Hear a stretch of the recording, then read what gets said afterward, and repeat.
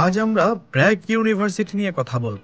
ব্র্যাক ইউনিভার্সিটিতে প্রতি বছর 3টা সেশনে ভর্তি পরীক্ষা হয়ে থাকে। স্প্রিং, সামার, ফল। প্রতি সেশনে একটি করে ভর্তি পরীক্ষা হয়ে থাকে। ভর্তি পরীক্ষায় প্রতিযোগিতা কঠিন হওয়ায় আপনি কি ব্র্যাক ইউনিভার্সিটি ভর্তি পরীক্ষা নিয়ে চিন্তিত? চিন্তার কোনো কারণ নেই।